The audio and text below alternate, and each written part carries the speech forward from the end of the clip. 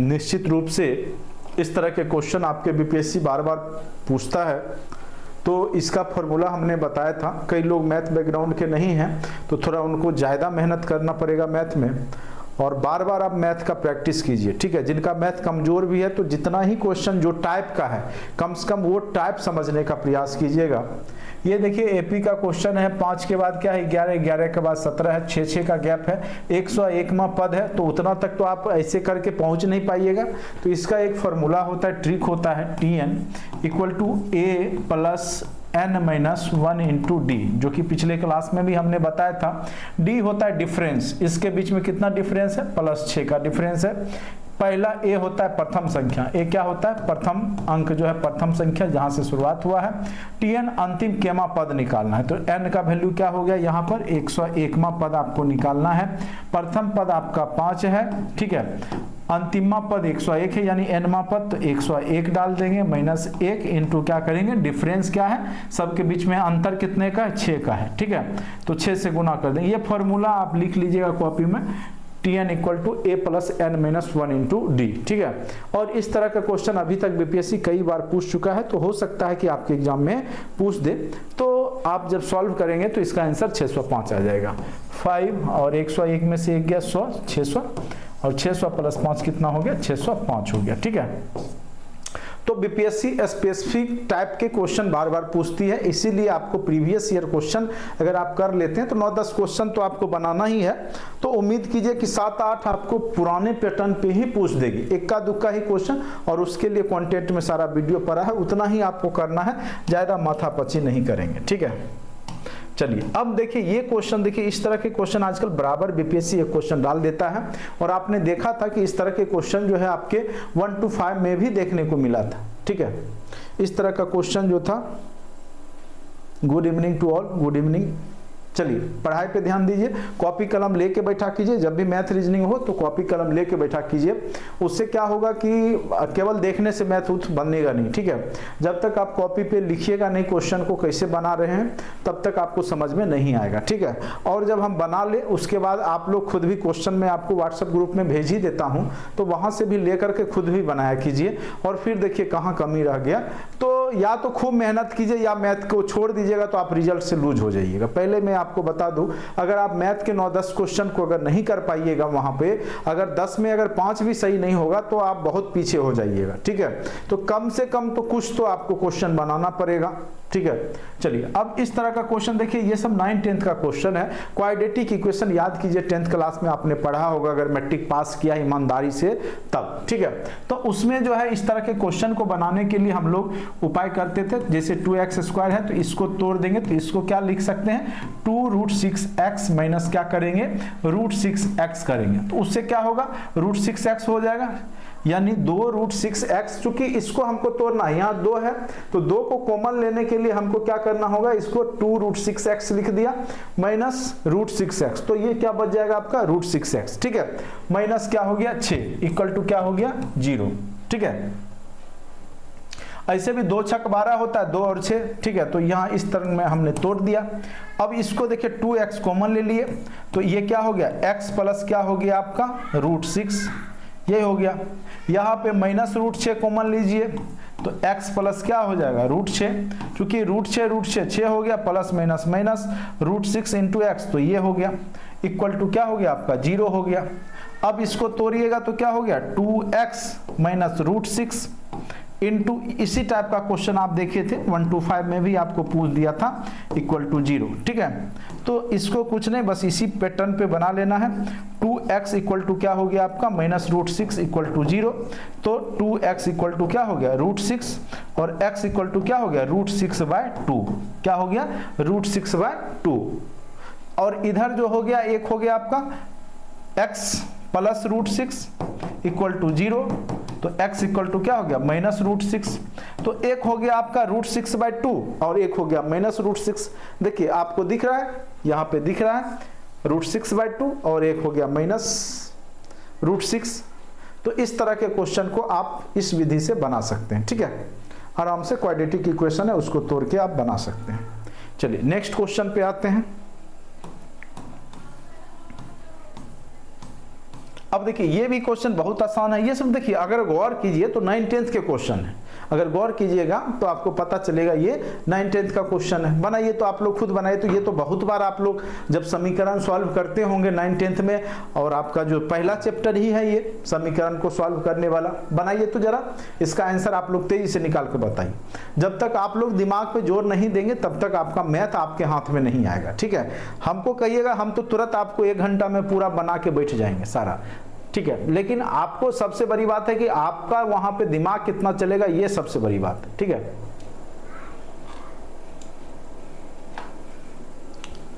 अगर आप 10 में कम से कम 6-7 क्वेश्चन सही करेंगे तब आप उम्मीद रखिए कि आप रिजल्ट में रहिएगा। और यही जो 6-7 नंबर 10 में कम से कम मैं बोल रहा हूँ, लोग तो यहाँ 10 में 10 भी ले आएंगे, मैथ रीजनिंग के सेक्शन में तो पूरा 80% स्कोर हो ही सकता है आराम से, ठीक है। और यही प्लस पॉइंट होता है जो कि अभी भी कंपटीशन, जो लोग 65+ हैं जनरली 1 to 5 में, वो वही हैं जिनका बैकग्राउंड मैथ साइंस का है, मैथ रीजनिंग का है, मैथ साइंस का है, वो पहले से पढ़ चुके थे। बाद बाकी लोग जो 50, 55, 60 जाते जाते आउट हो गए। क्यों आउट हो गए? क्योंकि उनसे मैथ बन नहीं रहा था, प्रेशर में बना नहीं पाए, और खास करके 9-10 का मैथ का क्वेश्चन दे दिया गया और थोड़ा कैलकुलेशन लेंदी हो रहा था तो लोग नहीं कर पाए, तो ये यहाँ पे कमियां थी। तो अब तो आपको पता है कि आपको क्या करना है, किस तरह के मैथ को आपको ज्यादा पढ़ के जाना है। अब देखिए ये क्या है, इसमें समीकरण है 2x + 3y = क्या हो गया, 10 हो गया, ठीक है। 3x - y = क्या हो गया, 4 हो गया। आप ऐसा कर सकते हैं, इसको 3 पुराने के लिए यहाँ पे 3 से मल्टीप्लाई कर सकते हैं, इक्वेशन 2 में 3 से गुना कर दिए। अब इसको लिखिएगा 2x + 3y = क्या हो गया, 10 हो गया। इसको गुना कीजिएगा 9x - 3 × y - 3y = 4×3 12 हो गया। दोनों को जोड़ेंगे तो क्या हो गया, यहाँ पर 9 2 11, x = क्या हो गया, 22 हो गया। तो x = क्या हो गया, x = आपका कितना हो गया, 2 हो गया। 11 दूनी 22। जब x = 2 हो गया, समीकरण 1 में पुट कर दीजिए, तो 2 दूनी 4 + 3y = 10। तो ये क्या हो गया, 3y = क्या हो गया आपका, 10 - 4 गया तो 6। तो y = क्या हो गया, y = 2। तो x भी 2, y भी 2, x भी 2, y भी 2। कहाँ पे ऑप्शन आ रहा है, x भी 2, y भी 2, ऑप्शन नंबर डी में। आंसर हो गया आपका ऑप्शन नंबर डी। देखिए सॉल्व कीजिए, इस तरह के क्वेश्चन आप लोग 9-10 में बना चुके होंगे। देखिए कहीं दिक्कत है तो बोलिए, मैं फिर से समझाऊंगा आपको।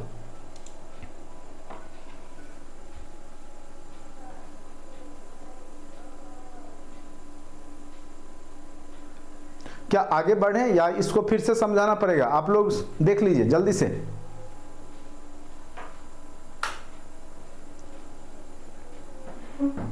फिर से चलिए, यहां पे देखिए समीकरण है 2x + 3y = 10 था, ठीक है। 3x - y = 4, ठीक है। तो अब देखिए ऊपर में 3 है, यहाँ तो y है, तो यहाँ 3 करेंगे तभी ये प्लस माइनस कटेगा। तो 3 कैसे होगा, जब इस समीकरण में हम 3 से गुना कर देंगे। तो हमने समीकरण 2 में 3 से गुना कर दिया, पहला को रहने दिया, तो पहले को ऐसे ही उतार दिया समीकरण में 2x + 3y = 10। दूसरे में हमने 3 से गुना किया, 3 तिहाई 9x, 3y 4 तिहाई 12 लिख दिया। चूंकि समीकरण 1 और 2 को जोड़ेंगे तभी प्लस माइनस कटेगा, प्लस 3y, ये -3y कट गया। अब ये 9 2 11x हो गया = 10 12 22 हो गया। 11x = 22, तो x = 22/11 यानी 2। जब x का मान 2 आ गया तो समीकरण 1 में पुट कर दिए, तो 2 आ गया, तो 2 दूनी 4, चूंकि x का मान 2 हो गया तो 2 दूनी 4 + 3y = 10, ठीक है। तो यहाँ पे 3y = 10 में से 4 गया 6, तो y = 2। तो यानी x = 2, y = 2। उम्मीद करते हैं कि आप लोग को समझ में आ गया होगा। अगर अब भी समझ में नहीं आया तो हमें माफ़ कीजिएगा, इससे ज़्यादा हम आपको नहीं समझा पाएंगे।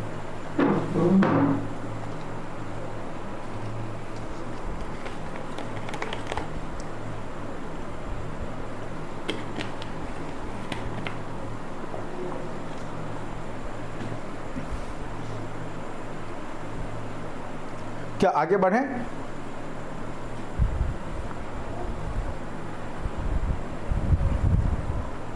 देखिए ये सब छोटा छोटा क्वेश्चन है, आपको समझना पड़ेगा। अगर नहीं समझ रहे हैं तो बहुत ही मतलब कह सकते हैं कि आप पे शक किया जा सकता है कि आपने मैट्रिक भी सही से नहीं पढ़ा है, ठीक है। मैट्रिकुलेशन में भी आपका जो स्थिति सही नहीं रहा है। देखिए आप आगे तभी बढ़ते हैं जब आप पुराने क्लास को पास करते हैं। हाँ ये है कि आप भूल गए वो ठीक है, लेकिन आपको समझ में नहीं आ रहा है, बिल्कुल नहीं आ रहा है, तो फिर आप डॉट मतलब आप पे डॉट हो सकता है, ठीक है, कि आप मैट्रिक भी सही से किए हैं कि नहीं किए, क्योंकि ये सब बेसिक क्वेश्चन। अब देखिए ये वाला क्वेश्चन है, देखने में तो बहुत भारी लग रहा है, अब इतना जोड़ेंगे स्क्वायर करेंगे बहुत टाइम लगेगा, तो हम क्या करेंगे इसको ए और बी मान के बनाएंगे। 35 को भी ए मान लेंगे, 27 को हम बी मान लेंगे, ए बी मान के सॉल्व कर लेंगे, फिर पुट कर देंगे वैल्यू, ठीक है। तो यहाँ पर देखिए ए प्लस बी का होल स्क्वायर इसको लिख सकते हैं, चूंकि हमने पहले ही मान लिया 35 equal to A, 27 equal to B. यहाँ पर जो है 35 माइनस 27 को सॉरी ए और बी के टर्म में माना है ना, चलिए फिर से 35 को हम ए मान लेते हैं, 27 को हम बी मान लेते हैं, ठीक है। तो अब यहाँ पर a प्लस बी का क्या हो जाएगा आपका whole square, plus a minus B का क्या हो जाएगा आपका होल स्क्वायर, बटे क्या हो जाएगा आपका a square plus B square, यही हो जाएगा, ठीक है। अब देखिए जब इसको लिखिएगा तो आप क्या लिख सकते हैं, a square plus 2ab plus B square लिख सकते हैं, a प्लस बी का होल स्क्वायर, और इसको लिख सकते हैं a square minus 2ab plus B square लिख सकते हैं, बटे में a स्क्वायर प्लस बी स्क्वायर को रहने देते हैं, माइनस माइनस प्लस वाला कट गया, तो ये आपका आंसर क्या हो गया 2 into A square plus B square ऊपर में हो गया, बटे में आपका ए स्क्वायर प्लस बी स्क्वायर हो गया, ये कट गया, इक्वल टू 2 हो गया, कुछ बचा ही नहीं तो लिखने की जरूरत ही नहीं है। आंसर क्या हो गया आपका 2 हो गया, आंसर क्या हो गया 2 हो गया। देखिए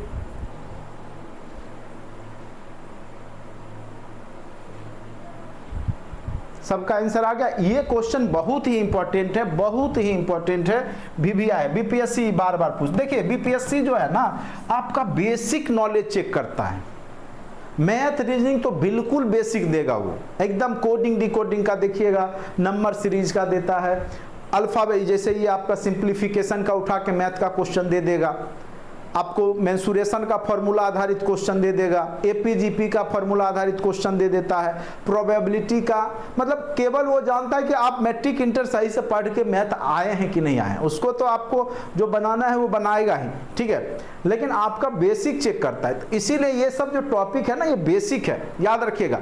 फॉर्मूला आपको ए प्लस बी का पता है कि नहीं है, ए प्लस बी का होल स्क्वायर क्या होता है, ए माइनस बी का होल स्क्वायर क्या होता है, तो ये सब जब पता होगा तभी आप अच्छे से इस तरह के क्वेश्चन को बना पाइएगा, ठीक है।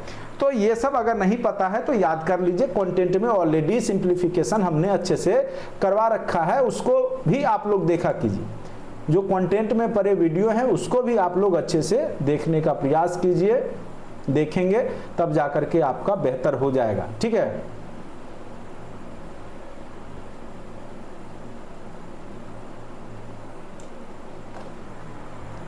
चलिए उम्मीद करते हैं कि आप लोग को समझ में आ गया होगा, ठीक है।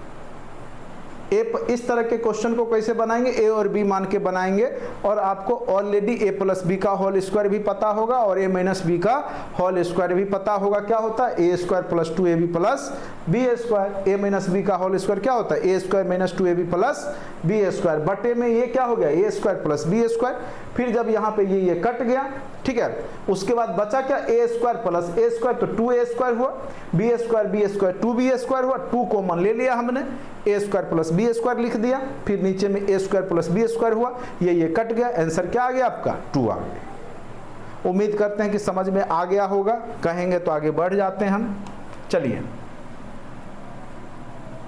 क्या आगे बढ़ जाए, चलिए अब देखिए ये क्वेश्चन बना, ये चक्रवृद्धि ब्याज के तरह ही जनसंख्या भी बढ़ता है। जैसे अगर आपका चक्रवृद्धि ब्याज कैसे होता है कि जैसे सालाना 5 रुपया है तो 100 का 5 रुपया हो गया, तो दूसरे साल जो बढ़ेगा फिर 105 पे बढ़ेगा, तो चक्रवृद्धि ब्याज यही होता है। तो जनसंख्या भी जैसे बढ़ेगा फिर उस पे बढ़ता है। तो इस केस में आप चक्रवृद्धि ब्याज का फॉर्मूला भी लगा सकते हैं डायरेक्ट रूप से, ठीक है। और आपको चक्रवृद्धि ब्याज का फॉर्मूला नहीं याद है तो मैं बता देता हूं, a इक्वल टू क्या हो जाता है p इंटू 1 प्लस r बटे 100 पे पावर t। t यहाँ समय है, r रेट है, दर है, किस दर से बढ़ेगा, ठीक है। a यहाँ पे टोटल अमाउंट होता है मिश्रधन, p यहाँ प्रिंसिपल होता है मूलधन, ठीक है। तो इस स्थिति से आप ये फॉर्मूला लगा के भी डायरेक्ट जनसंख्या वाला पे भी अप्लाई कर सकते हैं। जिस प्रकार से आप चक्रवृद्धि ब्याज निकालते हैं उसी प्रकार से जनसंख्या वाला क्वेश्चन भी बना सकते हैं। जैसे एक गांव की जनसंख्या कितना है, 16,500 है। कितना है, तो प्रिंसिपल ये हो गया 16,500 हो गया, ठीक है। उसके बाद रेट कितना है, वार्षिक कितना बढ़ रहा है, 10% की दर से 10/100 हो गया। तो समय कितना है, 2 वर्ष के बाद कितना होगा, तो 2 पावर में दे देंगे, ठीक है। उसके बाद इसको सॉल्व करेंगे, 16,500 गुने ये कट गया तो 11/10, 10 एकम 10 एक 11/10, अच्छे से समझिए 11/10 हो गया। ये 2 शून्य कट गया, 121 गुने 165 कर लीजिए, 121 गुने 165 कीजिए, आंसर आपका आ जाएगा 5 एकम 5, 5 दूनी 10 का 0, बाकी 1, 6 एकम 6, 6 दूनी 12 का 2, बाकी 1, 6 एकम 6, 1 एकम 1, 2 एकम 2, 1 एकम 1, 5, 6, 6 2 8 1 9, 6 2 8 1, 18,965, ठीक है। 6 2 8 1 9, कोई मिस्टेक तो नहीं हुआ, 5 एकम 5, 5 दूनी 10 का 0, बाकी 1, 5 एकम 5 1 6, 6 एकम 6, 6 दूनी 12 का 2, अच्छा यहाँ पे देखिए 7 हो जाएगा, ठीक है। तो यहाँ पे 19,965, आंसर क्या हो गया आपका 19,965, कितना हो गया 19,965, ठीक है। तो कहीं मिस्टेक होता है तो आप देख लीजिए, एक बार चेक कर लीजिए, ठीक है। आंसर क्या हो गया आपका 19,965, ठीक है, 19,965। तो देखिए एक विधि तो ये है आपका, इस विधि से बना सकते हैं, डायरेक्ट चक्रवृद्धि ब्याज का फॉर्मूला लगा के इस तरह के क्वेश्चन को बना सकते हैं। देखिए बीपीएससी फिर इस तरह का क्वेश्चन पूछेगा, अगर अभी हम आपको करवाएंगे 200 क्वेश्चन, देखिएगा बार बार इस तरह के क्वेश्चन रिपीट हुए हैं, इसका मतलब है कि बीपीएससी इस तरह के क्वेश्चन को पूछता है, ठीक है। तो आप लोग समझ गए, एक तो ये हो गया। दूसरा ट्रिक क्या है कि अगर आपका 10% सालाना वृद्धि हो रहा है 2 वर्ष के लिए है, तो आप क्या कीजिए 10 + 10 कर लीजिए, प्लस 10 गुने 10/100 कर लीजिए, ठीक है। यानी पहला साल 10%, फिर 10, यानी x + y + xy/100 एक ट्रिक होता है जिसके माध्यम से भी आप सालाना वृद्धि को जोड़ सकते हैं। यहाँ पे एक था तब, तो अगर मान के चलिए वहाँ पे पहला साल 10% वृद्धि होता, दूसरे साल 20% होता, तो उसमें आपको टाइम लगता। तो उस स्थिति में ये फॉर्मूला यूज करके आगे बढ़ जाइएगा। तो ये कितना 10 10 20 क्या हो गया 20 + 100/100 यानी 21%।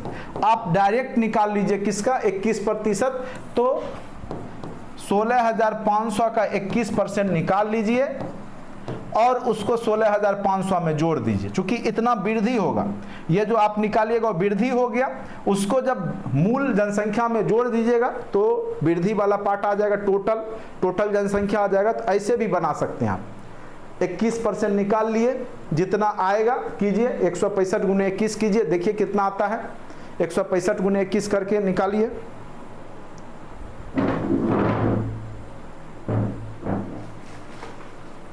निकालिए 165 गुने 21 कितना होता है, उसको 16,500 में जोड़ दीजिए, आंसर वही दे देगा।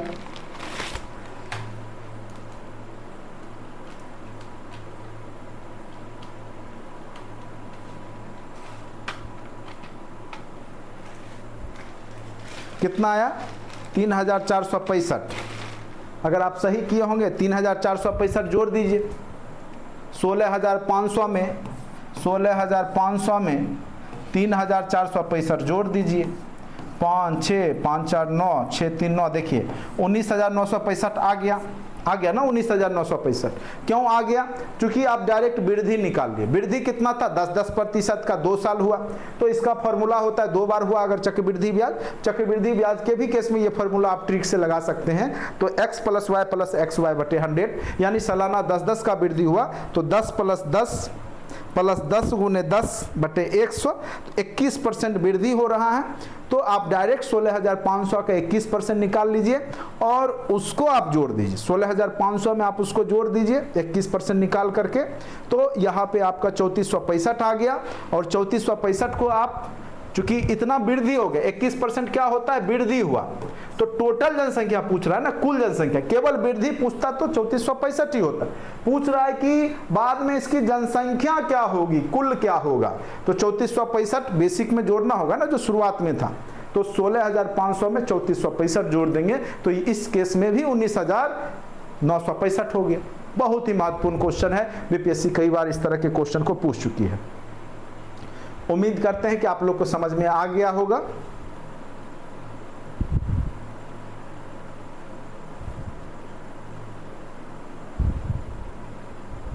आगे बढ़ा जाए,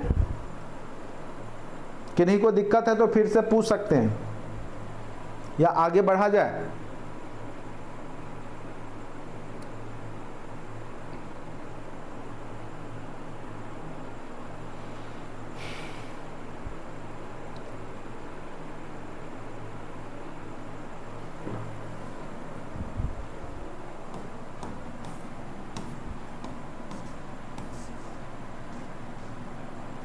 अब देखिए विक्रय मूल्य क्रय मूल्य वाला क्वेश्चन आप लोग 8-9 क्लास में करते हैं। एक तो फॉर्मूला होता है आपका विक्रय मूल्य इक्वल टू क्या होता है, विक्रय मूल्य इक्वल टू क्रय मूल्य, लिखते भी जाइए अगर इच्छा करे तो, क्रय मूल्य इंटू 1+ % लाभ बटे 100।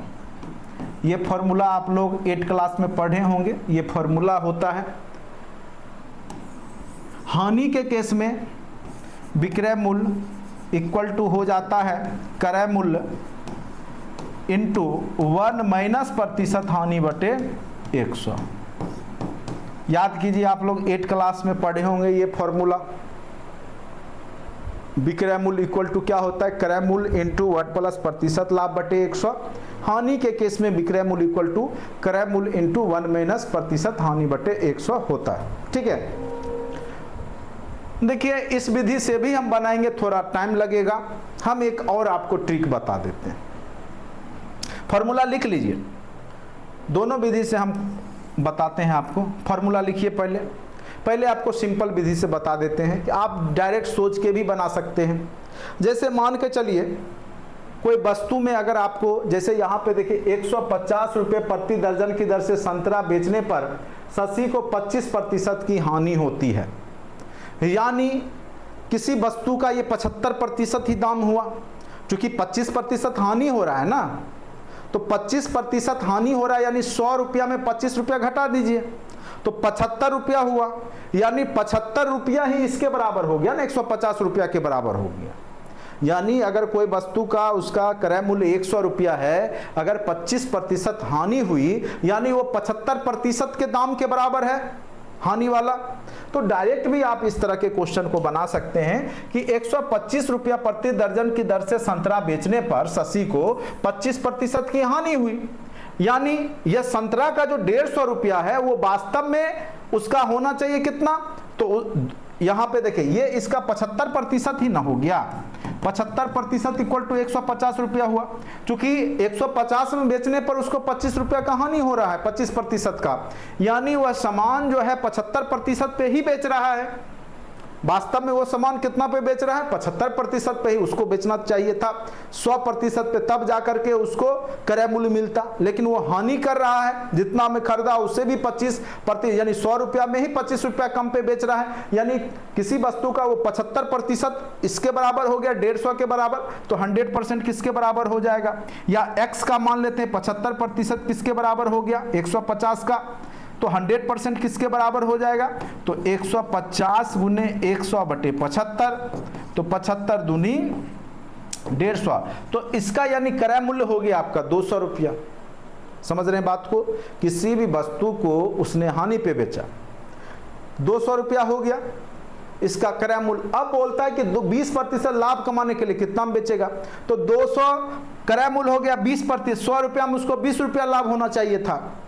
200 का क्रय मूल्य है, तो 20 दूनी 40, यानी 200 में उसको 40 रुपया होना चाहिए ना। या ऐसे बना लीजिए, या डायरेक्ट आप इसको लिख सकते हैं 200 का 120%, 200 का 120%, ये कट गया, तो 12 दूनी 40, 240 रुपया हो गया। आंसर क्या हो गया, 240 रुपया। आंसर क्या हो गया, 240 रुपया। अगर समझ नहीं लगा, ये देखिए आसान है। हानि हुआ 100% पे 25% का हानि है, तो x का 75% 150 हो गया, क्रय मूल्य निकाल लिए हम इस विधि से। 200 आ गया क्रय मूल्य, 20% लाभ चाहिए। और नहीं तो आप जो विधि आपको बताए फार्मूला अगर याद है तो फार्मूला पे भी पुट करके बनाइए। क्या होता है, विक्रय मूल्य इक्वल टू क्या होता है, क्रय मूल्य इंटू 1 माइनस प्रतिशत हानि। चूंकि यहाँ हानि हो रहा है क्वेश्चन में पहले पार्ट में, तो हानि का निकालेंगे। क्रय मूल्य निकालना है, विक्रय मूल्य दे रखा है, विक्रय मूल्य 150 रुपया है, क्रय मूल्य यहाँ निकाल लेंगे 1 माइनस 25/100 यानी 75/100। तो क्रय मूल्य इक्वल टू क्या हो जाएगा, ये 75, ये होगा ना 100 माइनस 25, 75/100।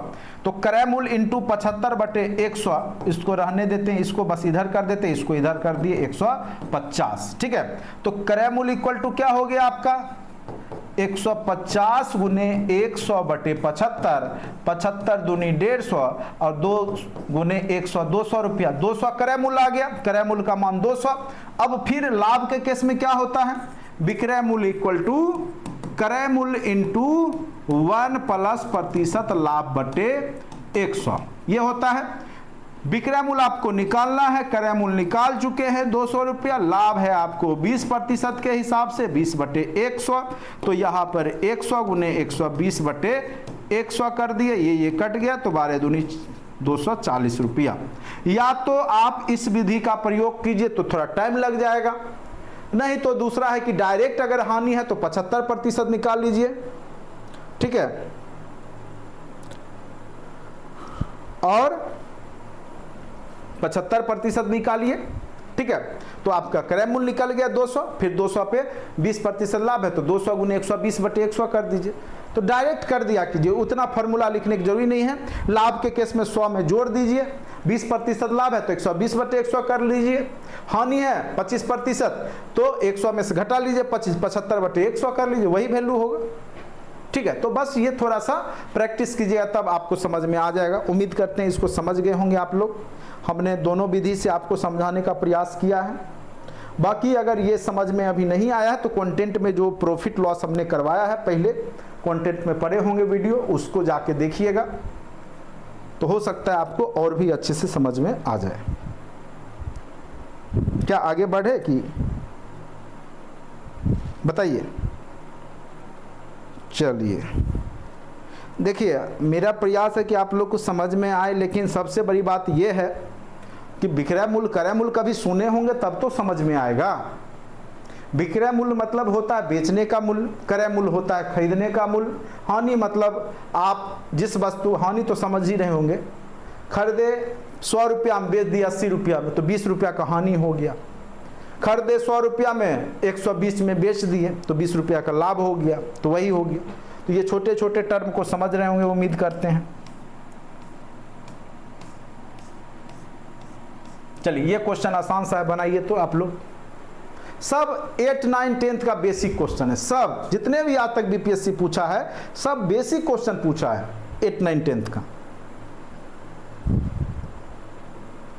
बनाइए तो जरा देखें आप लोग का दिमाग कितना काम कर रहा है।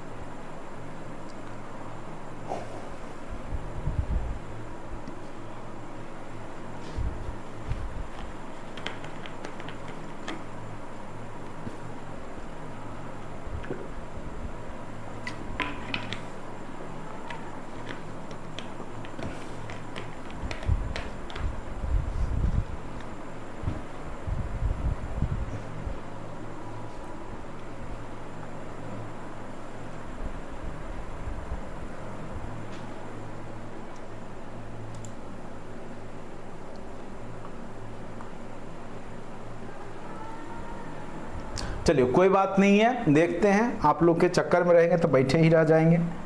अब देखिए समचतुर्भुज है। अब यहाँ पर देखिए विकर्ण दे दिया है। विकर्ण एक कितना है, समचतुर्भुज के विकर्णों की लंबाई 10 सेंटीमीटर है। मान चलिए एक यहाँ से यहाँ तक जो है आपका 10 सेंटीमीटर, यहाँ से यहाँ तक कितना है 10 सेंटीमीटर है। और इधर आपको दे दिया कितना 24 सेंटीमीटर, यहां से यहां तक कितना है 24 सेंटीमीटर, ठीक है। इधर 10 सेंटीमीटर, इधर 24 सेंटीमीटर है।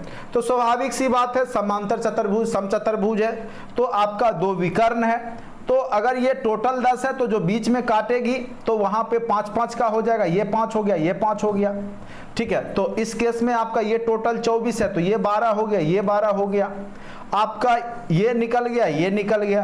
अब सबसे लंबी भुजा ये कर्ण हो गई, कर्ण निकाल लीजिए। कर्ण इक्वल टू क्या होता है, लंब का स्क्वायर प्लस आधार का स्क्वायर रूट ओवर, यही होगा ना। जैसे ये 5 हो गया आपका, ये 12 हो गया, तो ये आपको निकालना है। अगर हम A B C D लिख देते हैं, ठीक है, तो आपको जो है पता है CD की लंबाई, CB की लंबाई दे रखा था 10, तो ये आधा 5 हो गया, ये आधा 5 होगा, चूंकि 10 है टोटल तो बीच में काटेगी तो 5-5 हो गया, तो यहां से यहां तक 5 हो गया, ठीक है। यहां से यहां तक कितना हो गई 5 हो गई, और इधर से इधर जब 24 है टोटल तो यहां से यहां तक कितना हो गया 12 हो गया, इधर 5 हो गया, इधर 12 हो गया, तो ये आप निकालिएगा। तो रूट ओवर क्या हो जाएगा, कर्ण इक्वल टू क्या होता है, कर्ण का स्क्वायर होता है ना, तो कर्ण इक्वल टू रूट ओवर लंब का स्क्वायर प्लस आधार का स्क्वायर, 5 का स्क्वायर प्लस 12 का स्क्वायर हो गया। तो अगर आप कीजिएगा तो 25 और प्लस 144, 25 प्लस 144 कितना हो गया 169 रूट ओवर, तो ये कितना हो गया 13, इसकी लंबाई क्या आ गई 13। जब ये 13 आ गया तो चूंकि यह परिमाप पूछ रहा है समचतुर्भुज का परिमाप, चूंकि चारों भुजा क्या है बराबर है, तो ये 13 है तो ये भी 13 होगा, ये भी 13 होगा, ये भी 13 होगा, तो क्या हो गया समचतुर्भुज का परिमाप कितना हो गया 13 चौका 52। कितना आंसर हो जाएगा 52 सेंटीमीटर, आंसर कितना हो जाएगा 52 सेंटीमीटर। बहुत ही महत्वपूर्ण क्वेश्चन है, बीपीएससी कम से कम 4 बार ये क्वेश्चन पूछ चुकी है। फिर आएगा देखिएगा, अभी प्रीवियस ईयर हम लोग करेंगे ना, इस तरह के क्वेश्चन फिर आपको देखने को मिलेगा, थोड़ा बहुत डिजिट चेंज करके, थोड़ा बहुत कॉन्सेप्ट लगा के।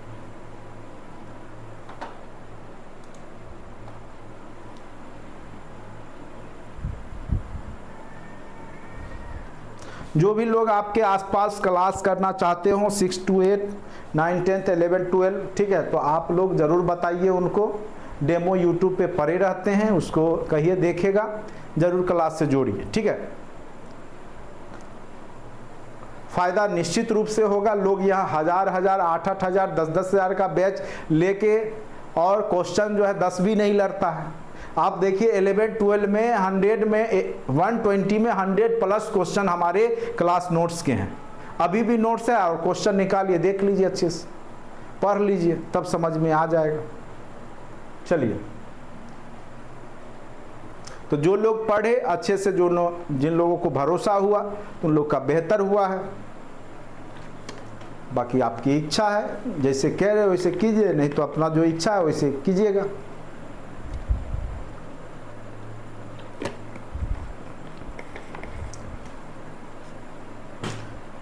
YouTube पे आके हल्ला करने से तो होगा नहीं, मेन तो है आपको पढ़ाने से होगा आपका रिजल्ट। क्या पूछेगा, किस तरह के क्वेश्चन पूछा जाएगा, कुछ से कुछ अल बल हिंदी इंग्लिश जो है 3-3 घंटा पढ़ा रहे हैं, उससे क्या होगा कंपटीशन निकल जाएगा। कंपटीशन रणनीति से निकलता है, तरीका से निकलता है, और वो तरीका वही बता सकता है जो उस रास्ते से गुजरा है। जो कभी बीपीएससी में बैठा नहीं वो कैसे बता देगा बीपीएससी का सिलेबस और बीपीएससी का कॉन्सेप्ट, बीपीएससी का ट्रिक, संभव ही नहीं है। तो आप लोग सीटेट वाले टीचर से बीपीएससी का तैयारी करते हैं, तो यही सब होता है, बाद में रोते हैं। चलिए,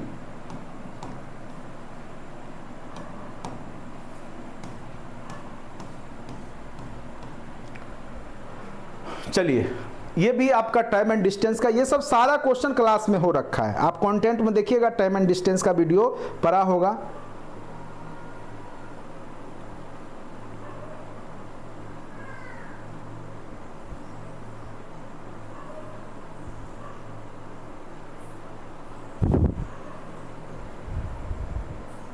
चलिए, यहां पर देखिए, ये सेम टू सेम क्वेश्चन याद कीजिए। जब हम लोग TRE 0.1 पढ़ रहे थे तो वहां पर भी इस तरह के क्वेश्चन को हमने आपको बताया था, बहुत सारा क्वेश्चन करवाया था।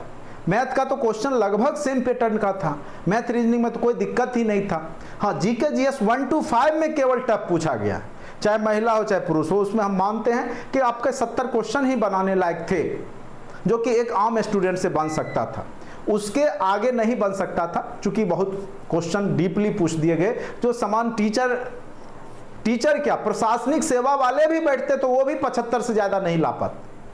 गारंटी के साथ में बोलता हूँ 75 से ज़्यादा उनका भी नहीं आता, क्योंकि मैथ बहुत कैलकुलेटिव था, टाइम टेकन था। ठीक है, हाँ, तो सबसे बड़ी बात है कि अगर आप डायरेक्शन में सही है तो जो लोग पढ़े, भरोसा तो 60-65 तो ला ही रहे। और 1 to 5 के लिए आप देखिएगा 50-55 जाते जाते आपका कट ऑफ क्लियर हो जाएगा। मुझे लगता है 50 से 65 के बीच में ही वेरी करेगा रिजल्ट, जो भी हो 50 प्लस और 65 के बीच में कोई भी कैटेगरी होगा हो जाएगा। 65 प्लस पे तो 110% श्योर रही, कोई भी कैटेगरी में जनरल वालों का भी रिजल्ट बन जाएगा।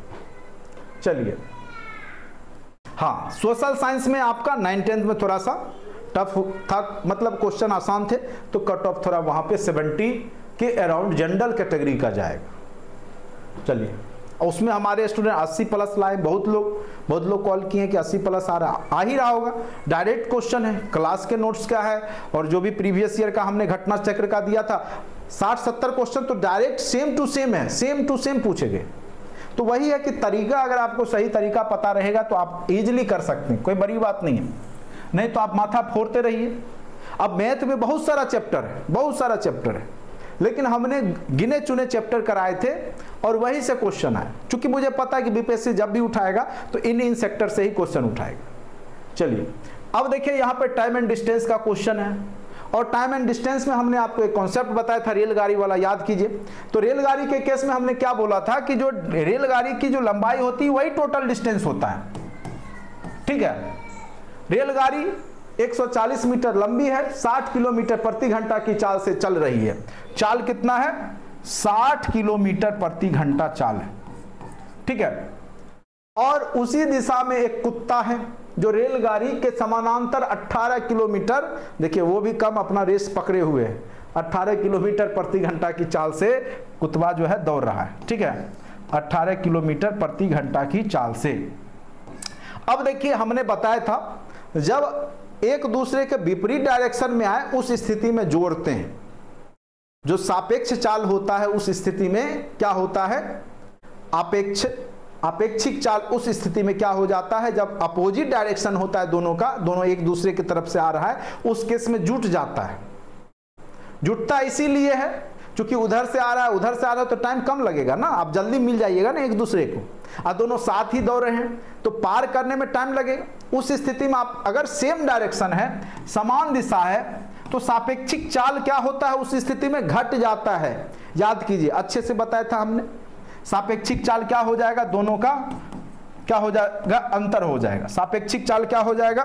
तो एक 60 किलोमीटर प्रति घंटा है, एक 18 किलोमीटर है, लेकिन सेम डायरेक्शन में है। जिस डायरेक्शन में ट्रेन जा रहा है उसी डायरेक्शन में कुत्ता भी जा रहा है, तो दोनों का क्या हो जाएगा? घट जाएगा। तो 60 में से 18 घटा दीजिए, क्या हो जाएगा? 42 किलोमीटर प्रति घंटा। 60 में से कितना है? 18 घटाइए, क्या हो जाएगा आपका? 42 किलोमीटर प्रति घंटा। इसका सापेक्षिक चाल हो गया। डिस्टेंस आपका निकला हुआ है, लेकिन एक बात गौर कीजिए, डिस्टेंस यहाँ मीटर में है और यहाँ आपका चाल किलोमीटर प्रति घंटा में है। और किलोमीटर प्रति घंटा को मीटर पर सेकंड में बदलने के लिए हमने आपको बताया था 5/18 से क्या करते हैं? गुना कर देते हैं। किलोमीटर प्रति घंटा को अगर हमको मीटर पर सेकंड में बदलना है तो उसको हम 5/18 से क्या करेंगे? गुना कर देंगे। ठीक है, तो अब देखिए यहाँ पर कितना है? 42 किलोमीटर प्रति घंटा। डिस्टेंस आपका कितना आ गया है? तो 140 मीटर है। चूंकि डिस्टेंस यहाँ मीटर में है तो डिस्टेंस चाल इक्वल टू दूरी बटे समय होता है। चूंकि यहां पे आपको समय ही निकालना है तो समय इक्वल टू क्या हो गया? दूरी बटे चाल। और सापेक्षिक चाल क्या है? चूंकि सेम डायरेक्शन में 42 किलोमीटर प्रति घंटा, लेकिन यह किलोमीटर में है, ऊपर में मीटर में है, दोनों को सेम यूनिट में बदलेंगे तो इसको मीटर पर सेकेंड बदलने के लिए 5/18 से गुना कर देंगे। क्या करेंगे? 5/18 से गुना कर देंगे। 18 ऊपर चला जाएगा तो वैल्यू क्या हो जाएगा? 140 गुने 18/42 गुने 5।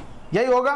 अगर आप इसको काटिएगा तो आप इजीली काट सकते हैं। देखिए इसको अगर 10 से काट लेते हैं या आप ऐसे करते हैं, कटेगा 6 से काट लीजिए। 6 सत्ते 42, 6 18, 7 दूनी 14, 5 चौका 20, 4 तिहाई 12। तो आंसर क्या हो गया आपका 12 सेकेंड। देखिए ऑप्शन नंबर जो डी है कि सी है, जो भी हो ए बी सी, तो 12 सेकेंड आंसर क्या हो गया आपका सी में है, 12 सेकेंड आंसर हो गया। सी में ऑप्शन दिया हुआ है 12 सेकेंड, आंसर क्या हो गया 12 सेकेंड। याद कीजिए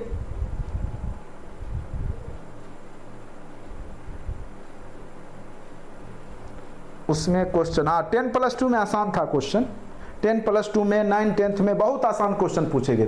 क्लास नोट्स का डायरेक्ट सारा क्वेश्चन लगभग मतलब हर एक टॉपिक का लग गया था उसमें, ठीक है। आप नोट्स अभी भी देखिएगा तो आपको अंदाज होगा, क्वेश्चन देखिए नोट्स देखिए तब क्वेश्चन आपको दिख जाएगा। चलिए इतना ही, दिमाग आप लोग का ब्रेन तेज है तो ये क्वेश्चन आप बना के दिखा दीजिए, हम भी मान जाएंगे आप लोग को। इस क्वेश्चन को बनाने के लिए आपको हम 3-4 मिनट का टाइम दे सकते हैं, 2-3 मिनट तो दे ही सकते हैं। बनाइए तो जरा, चलिए थोड़ा सा नीचे कर देते हैं।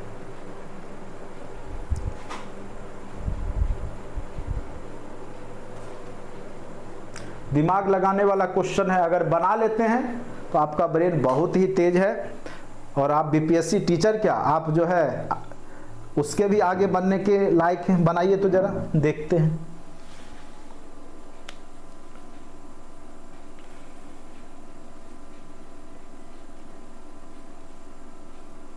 हाँ यही सब क्वेश्चन हमने आपको टेस्ट में भी दिया है, चूंकि इसलिए दिया है कि आपका प्रैक्टिस इस तरह के क्वेश्चन का हो जाए, ठीक है। अब देखिए जिस तरह का पिच होगा, मैदान होगा जिस तरीका का, तो उस तरीका का तो बैटिंग बॉलिंग होना चाहिए ना, तभी तो वहाँ चौका छक्का लगेगा। तो आपको तो पता होना चाहिए कि किस तरह का वहाँ पे जो है बॉलिंग होने वाला है। तो जिस तरीका का बॉलिंग होगा उस तरह का हमने प्रैक्टिस भी बनाया है आपके लिए स्पेशली, ठीक है। ये नहीं कि अपना कुछ से कुछ क्वेश्चन 2018 वाला डाल दिए, अपना 6000 का सेट बना के बेच लिए और अंधाधुन स्टूडेंट खरीद के पढ़ भी लिए, पास भी नहीं किए।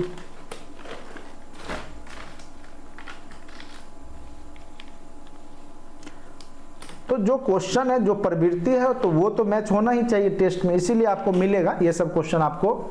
हाँ आंसर ही लगता है आप याद किए हुए हैं। देखिए बना लिए हैं तब तो अच्छी बात है, ऐसे आप लोग आंसर देख लिए होंगे कि 10:48 हुआ है तो कोई बात ही नहीं है। ऐसे थोड़ा सा ही कॉमन सेंस लगाने वाली बात थी, ज़्यादा कुछ है नहीं। देखिए सिंपल सी बात है, 24 घंटा में 10 मिनट आगे होता है। 6 बजे सुबह का टाइम है तो कल के 6 बजे तक में 24 घंटा बीत जाएगा, तो 10 मिनट वो ऐसे ही ऑलरेडी आगे हो जाएगा। जब आपका 24 घंटा में 10 मिनट आगे होता है तो यह 11 बज रहे हैं। समय कितना बज रहा है? 11 बज रहा है, यानी 6 बजे सुबह से 5 घंटा आगे है। तो 24 घंटा में चूंकि 10 मिनट आगे बढ़ेगा तो 1 घंटा में कितना बढ़ जाएगा? 10/24, वही 5 घंटा में तो लगभग 2 मिनट के आसपास होगा। चूंकि आपका तो यहाँ पे घड़ी तो आगे बढ़ेगा 5, ठीक है। देखिए इसको समझिएगा, अप्रॉक्स आंसर निकाल लीजिएगा तेजी से, नहीं तो आप एकदम पूरा फॉर्मूला यूज कीजिएगा, पूरा एकदम तरीका से बनाइएगा तो बहुत लेंदी है। थोड़ा सा कॉन्सेप्ट अगर लगाते हैं तो इजीली बन जाएगा। देखिए जैसे मान के चलिए आज 6 बजे सुबह में, मान के चलिए 6 बजे सुबह में घड़ी देख लिए कि 6 बज रहा है। यह घड़ी 24 घंटा में क्या होता है? 10 मिनट आगे बढ़ जाता है 24 घंटा में। यानी जब अगला 6 होगा, यानी कल का जब सुबह होगा, आज 6 बजे इतना है, तो कल के जब 6 बजेंगे तो ये कितना आगे रहेगा? तो 10 मिनट आगे रहेगा। कितना आगे रहेगा? तो ये 10 मिनट आपका आगे रहेगा, ठीक है, 24 घंटा। लेकिन कह रहा है कि कल के 11 बजे पूर्वाह्न, तो यानी 5 घंटा और आगे। तो चूंकि 24 घंटे में यह घंटे में 10 मिनट आगे बढ़ता है, तो इसलिए 1 घंटे में यह 10/24, इसीलिए 5 घंटे में क्या हो जाएगा? 10/24 गुने 5 हो जाएगा, यही होगा। तो 10 × 50/24, तो 24 दूनी 48, 2 पॉइंट समथिंग, 2 मान के चलिए, तो 2 मिनट इधर और 10 मिनट इधर, 12 मिनट उसका बढ़ना चाहिए। तो 11 बज रहा है तो वास्तविक समय क्या होगा, 12 मिनट पहले का होगा। तो 10 यहाँ पे 11 में से अगर आप घटा लीजिएगा कितना, तो 12 मिनट, ठीक है, 10 दू 12 मिनट आपको घटा लीजिए तो पैसा लीजिएगा यहाँ पे, तो 60 हो गया, 60 में से 12 गया 48, 1 घंटा गया तो 10:48 मिनट, अप्रॉक्स 10:48 मिनट, ठीक है। तो इसको इसी तरीका से बनाइएगा, ज़्यादा माथापच्ची करने की आवश्यकता नहीं है आपको, ठीक है। हाँ, 10:47 से 48 के बीच में, तो वही 10 में 48 दिया है तो एकदम सही है, वो उतना कहते। Please repeat. देखिए सिंपल सी बात है, एक एक नियम आप लोग चौथा पांचवा में पढ़ते होंगे, छठा सातवां में। 24 घंटा में 10 मिनट आगे हो रहा है घड़ी, तो 1 घंटा में 10/24, 5 घंटा में 10/24 गुने 5, यानी 2 मिनट आगे होगा। सिंपल सी बात है। और उधर आपका जो है आज 6 बजे टाइम देखा है, कल 24 घंटे बाद कल 6 बज जाएगा, तो 6 बजे तक में वो 10 मिनट आगे हो चुका है घड़ी। आज के 6 बजे से कल के 6 बजे तक में घड़ी 10 मिनट आगे हो गया होगा वास्तविक समय से। और चूंकि 11 बजे ये पूर्वाहन घड़ी इंकित कर रहा है, तो 6 बजे 24 घंटे बाद तो 10 मिनट आगे हुआ, तो 10 मिनट आगे हुआ है 24 घंटा में। तो उधर जो 11 बजे टाइम बता रहा है कि 11 बजे घड़ी इंगित करता है, तो उस समय कितना समय हो रहा होगा, क्योंकि 5 घंटा आगे हो गया 24 घंटे से। तो 24 घंटा में 10 मिनट आगे बढ़ता है, तो 1 घंटा में तो 10/24, 5 घंटा में 10/24 गुने 5, तो 2 मिनट आगे उधर भी बढ़ जाएगा, यानी 10 2 12 मिनट आगे बढ़ा हुआ है घड़ी 11 बजे, तो उसमें से 12 मिनट घटा दीजिए, तो वास्तविक समय 10:48 हो रहा होगा। वास्तविक समय 10:48। ये क्वेश्चन 2-3 बार बीपीएससी पूछ चुका है, ठीक है। फिर से एक बार समझिए।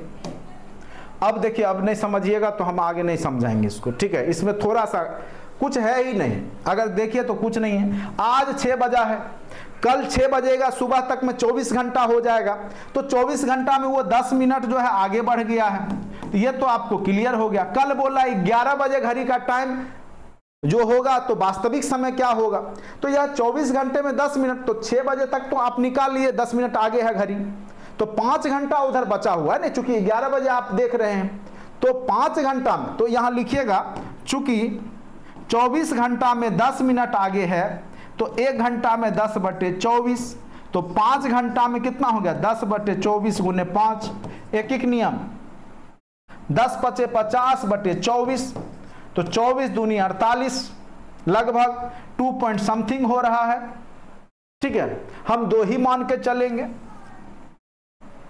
10 2 12 मिनट हो गया ना, 12 मिनट आगे है, 11 बज रहा है तो 12 मिनट आगे होके नहीं 11 बज रहा है, तो वास्तविक समय 12 मिनट घटा लीजिए, तो 11 बजे में 12 मिनट घटाइएगा 10:48 ही होगा ना। अगर अब भी समझ में नहीं आता है तो दिमाग पे जोर दीजिएगा, और ज़्यादा हम जोर देने के लिए नहीं कहेंगे, नहीं तो आप लोग स्टेशन पर दिखिएगा। चलिए आगे बढ़ें, ज़्यादा जितना दिमाग है उसी पर जोर दीजिए। भाई आपको टीचर बनना है, टीचर बनिए ना बनिए, दिमाग को स्थिर रखिएगा, ठीक है। हो ना हो और भी काम है धरती पे, याद रखिएगा। ये नहीं कि इसके चक्कर में जो है आप स्टेशन पहुंच जाइए। चलिए आगे आते हैं। इस तरह के क्वेश्चन को कई बार हमने बता रखा है, बनाइए।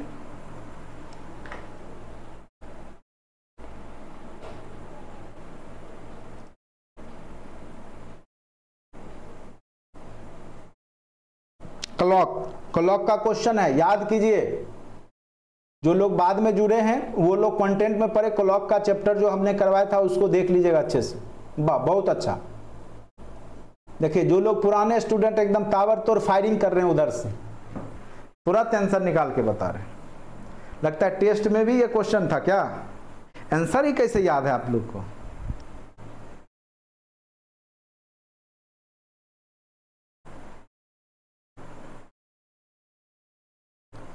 मुझे लगता है टेस्ट में भी हमने दिया था इस क्वेश्चन को, लगता है इसीलिए आप लोग टेस्ट बनाए। चलिए, हाँ वही बात है, नहीं तो इतना जल्दी आप लोग कैसे निकाल लीजिएगा। बिल्कुल बिल्कुल, चलिए बहुत अच्छी बात है। बहुत लोग तो टेस्ट लगा रहे हैं, बहुत लोग तो इंतजार में होंगे, आएगा लास्ट महीना नवंबर में लगाएंगे, सिलेबस सर आने देते हैं, रूटीनर आने देते हैं, क्या रहेगा नहीं रहेगा देख लेंगे, तब सेट उट बनाएंगे, तो उनका रिजल्ट भी देखते रहेगा। पढ़ने वाले यहाँ देख रहे हैं, हमने आपको एनिशिएंट मिडेवल सब कंप्लीट करा दिया, पूरा कंप्लीट है। और पढ़ने वाले लोग अभी सोच ही रहे, कई लोग फोन करते हैं सर सोच रहे थे, वो सोचो, पहले सोच लो अच्छे से। अगर सोचने से कंपटीशन हो जाता है तो खूब सोचो, पढ़ने की क्या आवश्यकता है, काहे 500-1000 रुपया खर्च करोगे, एक दिन का भी सैलरी नहीं लेते हैं, एक भी दिन कमाओगे कम से कम 45,000 तो मिनिमम है, 1 to 5 में है, 9, 10, 11, 12 का तो कम से कम 50,000 सैलरी है, लगभग 2000 का डेली तुम कमाओगे, पूरे जीवन का एक दिन का भी सैलरी हम नहीं मांग रहे, उसको भी देने में बहुत ज़्यादा तकलीफ हो रहा है। तो भाई फ्री में तो कुछ मिलता नहीं है जीवन में। चलो, 5 और 6 बजे के बीच में किस समय घड़ी की दोनों सुइयां एक साथ होगी? देखिए, जब ये घड़ी बनाते हैं आप, तो ये मान के चलिए, ये मोटा वाला मान के चलिए घंटा का है, और ये पतला वाला बना दिए, तो तभी ये दोनों एक साथ होगा जब दोनों के बीच का डिग्री क्या होगा, 0 डिग्री होगा। यही होगा ना, एक दूसरे के ऊपर कांटा तभी होगा ना जब दोनों के बीच में एंगल कितना होगा, 0 डिग्री होगा। स्वाभाविक सी बात है। और आपको फॉर्मूला हमने लिखा रखा है, क्या होता है, कोण equal to angle equal to क्या होता है, 60h माइनस 11m/2 होता है ना, 60h माइनस 11m/2 होता है। एंगल इक्वल टू 0 पुट कर दीजिए, और h इक्वल टू केवल कितने बजे के बीच में कह रहा है, तो पहला वाला 5-6 के बीच में बोलेगा तो 5h के जगह दीजिएगा, 6-7 के बीच में कहेगा तो 6 दीजिएगा, और कुछ नहीं, मिनट केवल निकाल लीजिए, और उतना बज के उतना मिनट पे वो संपाती होगा। आप नहीं होगा तो घड़ी ले लीजिए, खोल के देख लीजिएगा, दोनों को चढ़ाइएगा, देखिएगा उतना पे वो दोनों सेम मिल जाएगा। ठीक है, चलिए, फॉर्मूला हो गया आपका 60h माइनस 11m/2। एंगल यहां जब तभी संपाती होगा, दोनों सुइयां एक साथ हो, एक साथ तभी होगा जब उसके बीच का एंगल क्या होगा, 0 डिग्री होगा। तो 0 इक्वल टू 60h, h के जगह 5-6 के बीच में बोला है तो 5 पुट कर दीजिए, और यहां पर 11m/2 रहने दीजिए, m निकालना है बस। 0 इंटू 2 0, 0 इक्वल टू क्या हो गया, 6×5 = 30, 300 माइनस 11m हो गया, तो m इक्वल टू क्या हो जाएगा, इधर कर लीजिए, तो m इक्वल टू 300/11। अब काटिए, 11 दूनी 22, ठीक है, बच क्या गया 8, 80, 11 7 77, ठीक है, तो 27 पॉइंट समथिंग, 27.3/11 हो जाएगा। यहां पे जब निकालिएगा ये हो जाएगा आपका पूर्णांक में 27.3/11, करके देख लीजिए, उतना ही होगा। तो समय क्या हो जाएगा, बताया था हमने, जो शुरुआत का समय उतना बज करके जब मिनट हमने निकाल ही लिया, तो 27.3/11 मिनट पे दोनों एक दूसरे के संपाती होगा। आप घड़ी में बजा के देखिएगा, दोनों घड़ी का घंटा और मिनट दोनों मिल जाएगा। 5:27 मिनट, 27.3/11 मिनट पे घड़ी का घंटा और मिनट की सुई क्या होगी, 5 और 6 के बीच में एक दूसरे के ऊपर चढ़ी मिलेगी। ठीक है,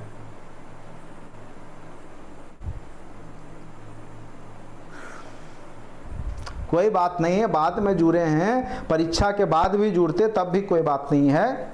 ठीक है, जब जागो तभी सवेरा, अगले बार के लिए फिर ट्राई करते ना, फिर स्टेट आने वाला है, 6 महीने बाद फिर होगा, फिर बीपीएससी आएगा, टेंशन लेने की बात नहीं है। जब तक चुनाव नहीं हो, बिहार में जो है टीचर, रेलवे कह रहे, बिहार पुलिस, बिहार एसएससी, भले ज्वाइनिंग होगा 2030 में, लेकिन वैकेंसियां तो आएगी ही आएगी।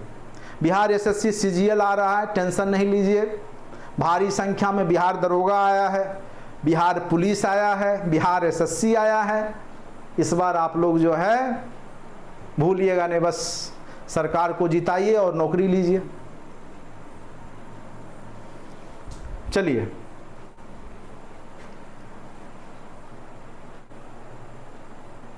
समझ में आया? अब कहिएगा ये फॉर्मूला कहाँ से आया भाई?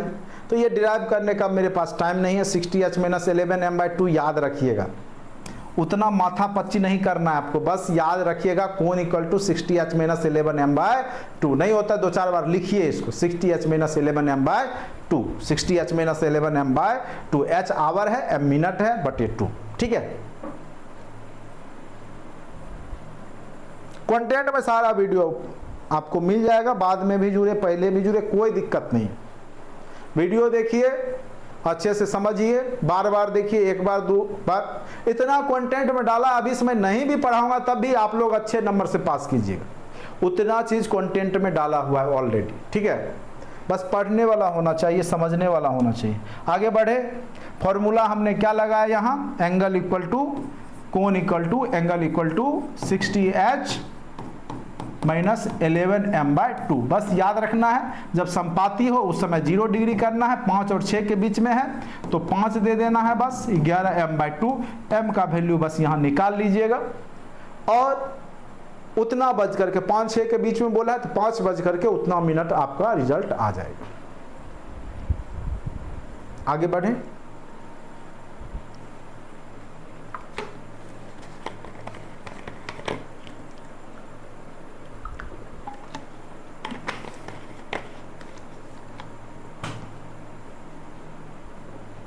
क्या आगे बढ़ा जाए? बहुत लोग सोच में पड़े हुए हैं।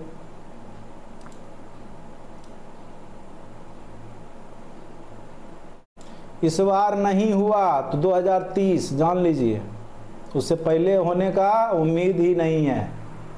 इस बार जी जान लगा दीजिए।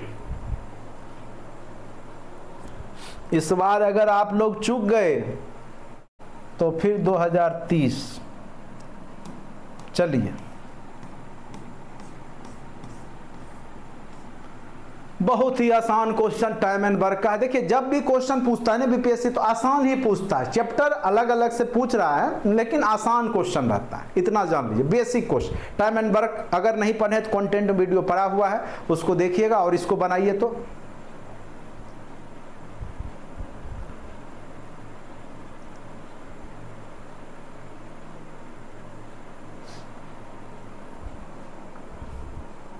देखिए, अनिल और सुमन, ए और एस मिल करके किसी काम को कितना दिन में करता है? 12 दिन में। तो एक दिन का काम 1/12 हो गया, जिसे अनिल अकेला 20 दिन में कर सकता है। अनिल का एक दिन का काम 1/20 हो गया, तो सुनील कितना दिन में करेगा?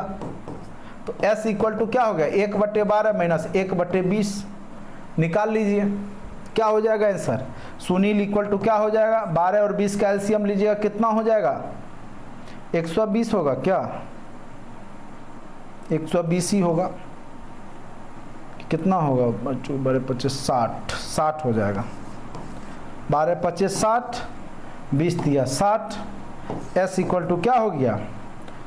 5 में से 3 गया 2/60, यानी 1/30, यानी एक दिन का काम हो गया सुनील का 1/30। तो टोटल दिन कितना लगा देगा? 30 दिन। 30 दिन में वो सुनील क्या कर लेगा? काम कर लेगा। इस तरह के क्वेश्चन आपको कंटेंट में ऑलरेडी वीडियो में कराया हुआ है हमने। ठीक है, 12 दिन में करता है तो एक दिन का काम निकाल लिए।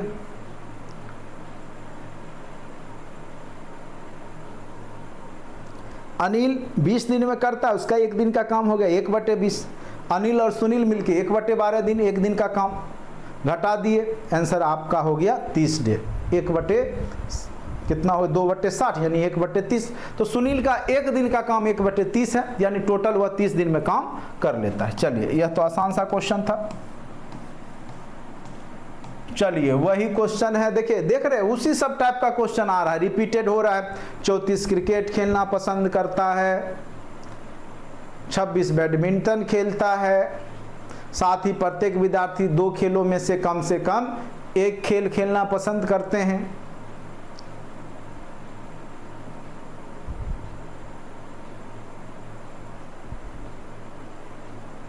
कितने विद्यार्थी क्रिकेट और बैडमिंटन दोनों खेलना पसंद करते हैं?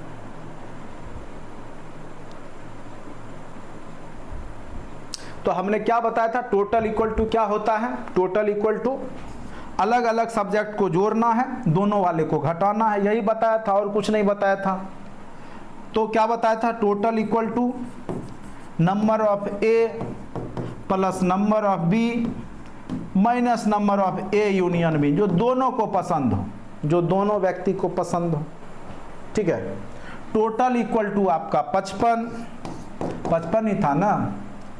उसके बाद किधर है, क्योंकि ये देखने दीजिए, क्योंकि पीडीएफ पे पढ़ाते हैं ना, तो ऊपर कर दिए तो नीचे फिर आएंगे तो डिलीट ही करना पड़ता है। चलिए,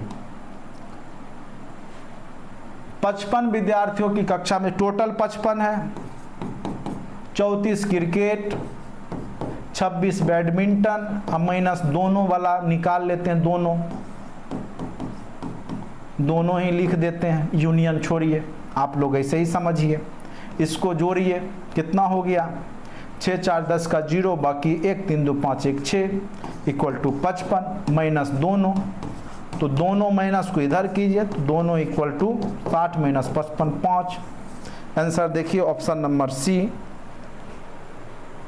ये सब बहुत बार बताया। देखिए इस तरह के क्वेश्चन देख रहे हैं, बीपीएससी बार बार पूछ रहा है, और हम जब परसेंटेज पढ़ा रहे थे आपको, तो वहां भी हमने बोला था यह क्वेश्चन यूपीएससी में भी बार बार पूछा जाए। पता नहीं क्या खासियत है कि यूपीएससी में हमने देखा 4-5 बार क्वेश्चन पूछा है।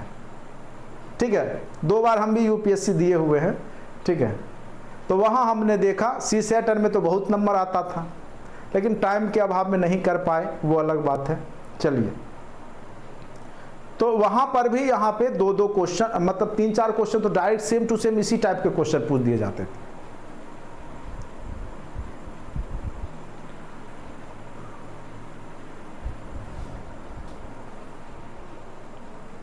क्या आगे बढ़े, आज रहने देते हैं हम,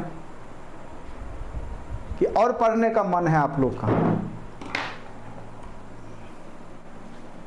ज्यादा पढ़ा देंगे फिर आपको दिक्कत ही होगा, फिर कहिएगा सर आप ही पढ़ के खुद दे समझते हैं, हम लोग को समझ में नहीं आता है।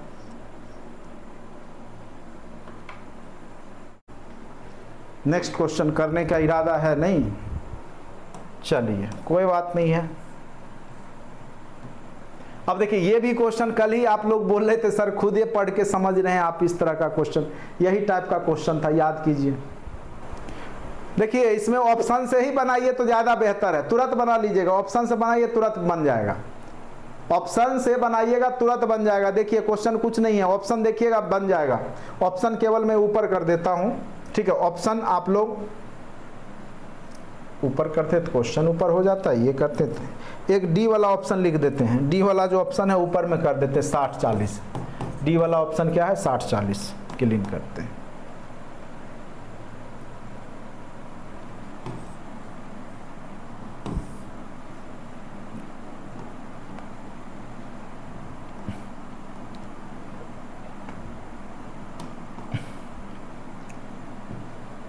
छोड़िए ऑप्शन जो भी हो, ऑप्शन आपका 60-40 भी है, 120 और 20 भी है, 80 और 40 भी है, ठीक है, जैसा हो। अब देखिए वे दो प्राकृत संख्या कौन सी है जिनका गुणनफल 2400 है, जिनका गुणनफल 2400 है और उनके वर्गों का योगफल कितना है 5200 है। इसका सबसे आसान तरीका वही है ऑप्शन पुटिंग। अब देखिए जिसका गुणनफल, यानी मान के दो प्राकृत संख्या x y है जिनका गुणनफल 2400 होना चाहिए, तो जैसे मान के चलिए हम पुट करते हैं 60-40 या 120-20 करते हैं, तो 120 गुने 20 किए तो 2400, ये तो पुर गया। लेकिन अगर हम जिनके वर्गों का योगफल क्या है 5200, तो 2400 का स्क्वायर, सॉरी 1200 का स्क्वायर प्लस 20 का स्क्वायर, देखिए 5200 पूरेगा, तो ये तो हो जाएगा बराबर है 44 से 144 डबल 0, ठीक है, कितना था 120 था ना, हाँ 120, तो 120, तो ये आपका डबल 0 हो गया प्लस 20 विसंगर 400। अब जोड़िए ये कितना हो गया, तो 14,800 हो गया, तो ये 5200 पूरा नहीं पूरा, तो ये तो ऑप्शन होगा नहीं। अगर 60-4 वाला पुट कीजिएगा 60-40 तो ये पूर जाएगा, 60 गुने 40 गुणनफल भी 2400 पूर रहा है, और इसका अगर स्क्वायर कीजिएगा 60 का स्क्वायर प्लस 40 का स्क्वायर, तो ये देखिए 6×6 3600, प्लस 4 चौक 1600, ये 1600 कीजिएगा तो 5200 भी पूर गया। तो ये दोनों फैक्टर ये आपका पूर जा रहा है। अगर हम ऑप्शन लेते हैं 60-40 वाला तो दोनों का गुणनफल भी पूर जा रहा है 2400 और वर्गों का योगफल भी 5200 पूर जा रहा है। तो आंसर यही होगा। डायरेक्ट ऑप्शन पुट करके हम बना सकते हैं, चारों ऑप्शन देख करके। अगर आप सिंपल विधि से बनाना चाह रहे हैं, अगर आपको जो है बहुत टाइम मिल गया है, एकदम सोने लायक टाइम मिला हुआ है बीपीएससी के एग्जाम में कि आप घुलट पुलट सकते हैं, तो आप क्या कीजिए, आराम से बनाइए। बनाने के लिए क्या है, दो प्राकृत संख्याएं कौन सी है जिनका गुणनफल, मान लीजिए माना कि एक संख्या x, दूसरी संख्या मान लीजिए y, एकदम आराम से बनाइए, x बटे कहीं मिस्टेक नहीं, x गुने y इक्वल टू क्या हो गया 24। एक ये हो गया x y का मान 2400 हो गया। और जिनके वर्गों का योगफल, वर्ग का योगफल कितना दे दिया 5200 दे दिया है। अब आपको दो फार्मूला पुट करना होगा तभी आप x y का मान निकाल सकते हैं। एक तो आपको पता है x प्लस वाई का होल स्क्वायर क्या होता है, x square plus Y square plus 2xy।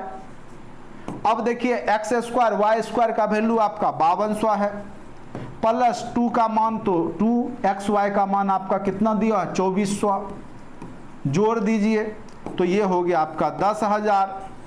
तो x plus Y equal to क्या हो गया रूट ओवर 10,000। तो 10,000 का क्या हो जाएगा 2 शून्य बचेगा। तो एक समीकरण ये हो गया। अब देखिए एक क्वेश्चन जो आप 2 सेकंड में बना सकते थे वो क्वेश्चन अब आपको 5 मिनट लगेगा। चलिए अब देखिए फिर एक फॉर्मूला, आपको पता है x माइनस वाई का होल स्क्वायर क्या होता है, तो x square plus Y square minus 2xy होता है, x square plus Y square 5200 होता है, अब माइनस 2 इंटू 2400, 4800 माइनस 5200 तो यानी 400। तो x minus Y equal to क्या हो गया 20। तो एक हो गया आपका x minus Y equal to क्या हो गया 20। एक समीकरण ये हो गया। तो एक हो गया x plus Y equal to 100 और एक हो गया x minus Y equal to 20, Y Y cut गया, 2x इक्वल टू क्या हो गया 120, x इक्वल टू 60 हो गया। तो y इक्वल टू स्वाभाविक सी बात है पुट कर दीजिए, x plus Y equal to 100 है तो x पुट कीजिएगा तो y इक्वल टू क्या हो गया 40। तो 60-40 यहाँ भी आ गया। अब जो इच्छा हो आपकी मर्जी।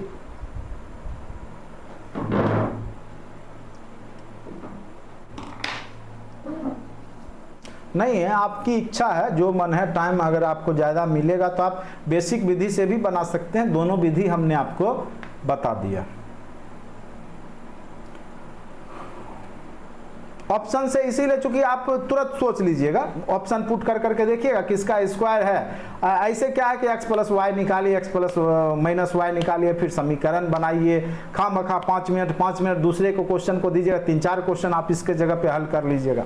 तो देखिए कंपटीशन क्या होता है कि आपको नॉलेज का चेक नहीं है, आप उस कम टाइम पे कितना अपना ब्रेन का यूज करते हैं। बहुत आप सुनते होंगे कि बहुत अच्छा है स्टूडेंट लेकिन वह जो है फेल्योर हो गया, उसको 50 नंबर आ रहा है, जो उसको कम पढ़ा लिखा था वो 70 नंबर ला रहा है। तो ये यही सब डिपेंड होता है कि वो वहाँ कौन सा ट्रिक यूज किया, उस समय वह कितना ब्रेन को यूज कर पाया, ये सबसे बड़ी बात है वहाँ पर। और मेथड सबको पता भी रहता है तो कई लोग बेसिक मेथड ही प्रीफर कर लेते हैं। तो थोड़ा सा देखिए युद्ध है, यहाँ पे कंपटीशन है, तो रणनीति आपकी होनी चाहिए अच्छी बेहतर, जो कम टाइम पे बेहतर हम सवाल को कर सकें। ठीक है, तो आपकी इच्छा है। हमने दोनों विधि बता दिया आज के क्लास में। उम्मीद करते हैं आपको समझ में आया होगा। और क्लास कई लोग भाग चुके हैं क्लास छोड़ के, ठीक है, उनको इतना मैथ से नफरत है कि भाग चुके हैं। ठीक है, तो आपकी इच्छा है, आप लोग मैथ जब बनाएंगे वहाँ तभी आपका रिजल्ट बनेगा। मैं बार बार बोलता हूँ, बाद में किसी टीचर को बोलिएगा सर मेरा इतना हो रहा है इतना, तो परेशान होइएगा। उससे अच्छा है कि अभी मेहनत कर लीजिए आप लोग। ठीक है, अभी मेहनत कर लीजिए, अभी मेहनत करने का टाइम है, फांकी मत मारिए। 2 घंटा 1 घंटा 1.5 घंटा जो भी आपको टाइम दे रहे हैं, हम भी अपना बहुमूल्य समय निकाल के देते हैं आपको। ठीक है, हम भी इस समय सो सकते थे, आराम कर सकते थे, लेकिन आपको आपके लिए, आपके भविष्य के लिए टाइम निकालते, तो आपका जो है फर्ज बनता है कि आपको भी टाइम निकाल के देना चाहिए। आप ही का किस्मत बनेगा। ठीक है, हम लोग तो जहाँ हैं वहाँ पे रहेंगे ही। चलिए आज के लिए इतना ही, धन्यवाद।